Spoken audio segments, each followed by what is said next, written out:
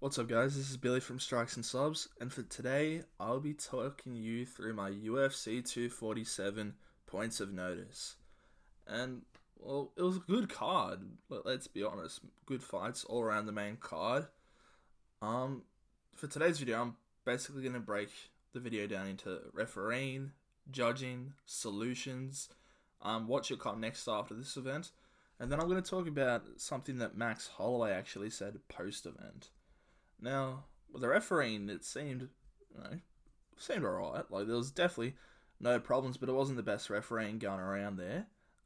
It was good that they stood Latifi up against his fight with Lewis most of the time. I reckon there was one takedown that he really had where he was working for the position and trying to capitalize on that when they got stood up. But as we saw in Holly Holmes' last fight with Raquel Pennington, the ref didn't really step in at all to stand the two girls up, and it really created like a boring fight and didn't really give Pennington any real chance.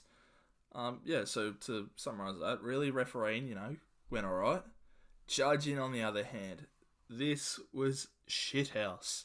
And obviously we can't really, voice our opinions too heavily because, to quote Dana White, he said something along the lines of, at the end of the day, they're the judges, they're making the decisions, we can't factor and influence the result of the fight, which is true, but, sucks when you got shit judging. So, first of all, we'll talk about the Derek Lewis versus Latifi fight. I had Latifi winning this 2-1. There was no way Derek Lewis could have won by a unanimous decision. Like, I love Derek Lewis as much as the next bloke, but he did not win that fight. Latifi had roughly 9 minutes of control time, which is just nuts. Latifi also landed about 30 more punches than Lewis. And it's just, how can you have that? Like, even just watching the fighters after the fight, you could see Lewis was fucked. He knew he was done. He had lost that fight. And I don't know, it's pretty crap for Latifi, who's come up to the heavyweight division, like trying to change his career around, and he's got denied by a pretty average decision. The next decision was came in the Bektic versus the Ige fight. That was a real crazy fight. Like, you could really give it to anyone. Like, Bektic had more control time, he had the takedowns, but Ige just completely controlled the strikes and stuff. But the main decision that everyone's talking about is Jon Jones versus Dominic Reyes. And I personally had it 3-2 to Reyes. I gave rounds 1 to Reyes, rounds 2 to Reyes, rounds 3 to Reyes, and then I gave 4 and 5 to Jones. Round 1 went to Reyes. Plain and simple. If you think anything else, you're stupid. I'm sorry. Round 5 went to Jon Jones, clearly. I think everyone can agree on that. Rounds 3, that round was like, I don't know, maybe 80-20 split in Reyes' favour about who you could give that round to. Round 2 and 4, those were the rounds that were the closest in my opinion. Like, those were the 50-50 rounds. Like, let's be honest, Reyes probably should have won, but he definitely didn't get robbed. The 48-47 in Jones' favour, that was fairly reasonable. But to get a 49-46, that is shocking judging. Like, I personally have judging experience myself, and I do not know how you could give 49-46 to Jones. It's crazy. Like, forget the Jones-Reyes fight for a second. There was a time during the broadcast where Rogan was watching one of the judges for a good minute and a half, and the judge wasn't even watching the fight. Like, what is going on? You can't be a judge and not watch the fight. You're not serving your purpose. It's like being a lifeguard and not saving a drowning swimmer. Like, what are you doing with your career? Crikey, it makes no sense. There have been many solutions that have been brought forward for this, such as former professional fighters becoming judges. I reckon this is a decent idea. However, there are positives and negatives to this. Positives obviously being that, they have that experience, they know what it takes to win the fights. But the negative is that there's, even if people say there's not, there's obviously going to be some form of bias there. For example, let's say, I don't know, Alexander Gustafsson was the judge for that Ilia Latifi versus Derek Lewis fight. Gustafsson, as we all know, is a training partner of Latifi and has a good relationship with him. So instinctively, he's going to have a slight bias towards Latifi. But additionally, let's say, I don't know, there was a big brawler like Francis Ngannou. He may favour Derek Lewis due to their similar fighting styles, which will be a big problem, as ultimately at the end of the day, when it comes to judging, you want fair and you want unbiased. So I don't think that's the best solution going forward. However, Max Holloway put out a tweet after the fight, which was pretty interesting. His tweet pretty much summarized was that maybe the MMA should adapt a live scoring system. For example, in basketball, if a team gets a basket, the basket's registered on a scoreboard and counts as, 2 points, and everyone in the arena, players, coaches, etc., can view that score. However, when it comes to MMA and boxing, you have no idea what that score is until the end of the fight, which, creates a bit of drama both for the fighters and for the fans watching at home. But, there's certainly benefits that come with knowing the score during the fight. For example, let's say someone was down 2-0 in a 3-round fight. They know that they've got to go for the knockout or the submission in that fight, otherwise they've lost it. And on the other side of that coin, the other fighter knows that he's got to just defend and block with all he has.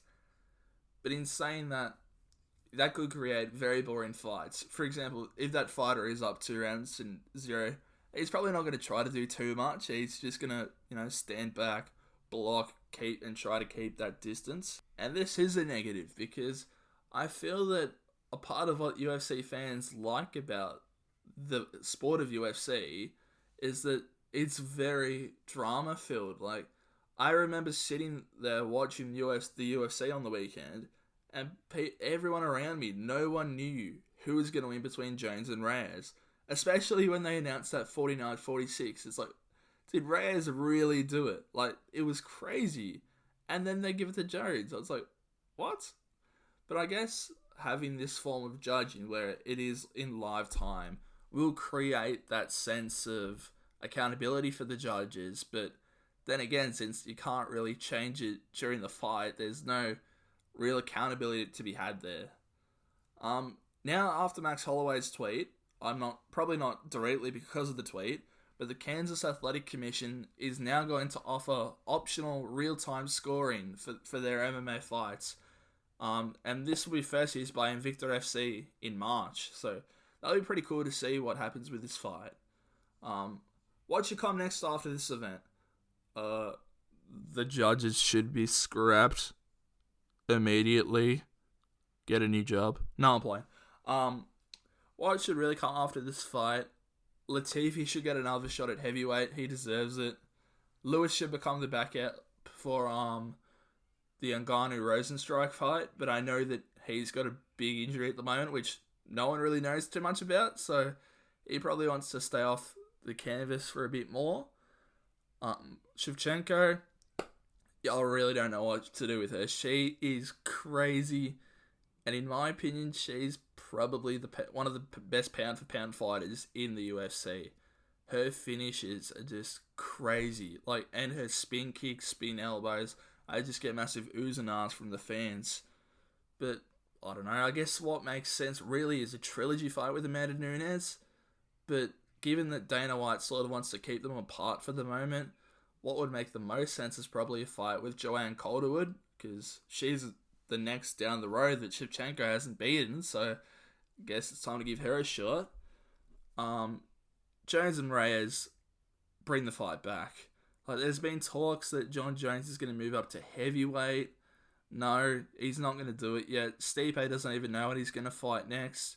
He doesn't know if he'll fight this year, even though it's most likely going to happen. John Jones has also talked about a move to the WWE, which will be really cool to see, but it's probably not going to happen this year, especially when he can make all this money. a fight that I would probably like to see is potentially a trilogy with Gustafsson.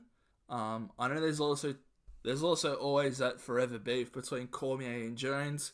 Would Cormier come down a light heavyweight? He reckons he can, but I don't know if it'd be too good for him to do that, especially since he's thinking about retiring. If I was Cormier, I probably would either wait out for Miocic to return, or I'd go down for the Jones fight. However, it's a big problem because Francis Ngannou is just deserving of another title fight. Yet because of Cormier's wait time, Stipe's wait time, he's got setback after setback after setback, and it's just crazy. But if we're being really honest, I think the fight that most people want to see is the rematch between John Jones and Dominic Reyes.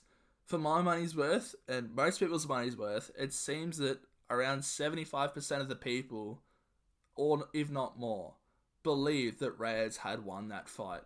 And then for him to not win or not get any judges score in his favor, let alone a 49-46, it's madness. It's not a robbery, don't get me wrong. A 48-47 to Jones is fair. However, Reyes was probably the most likely winner in most people's minds heading into that scoring announcement. Both men have come out saying that they will do the rematch. Reyes actually put out something earlier today where he's like, oh, doing it in Vegas or doing it in LA, which sort of insinuates that it could be mid this year, June, July, May, maybe. It'll be very interesting to see. I reckon that if this fight does happen, Reyes might even open as the bet-in favourite, which is crazy because I don't think Jones has ever really been the betting underdog.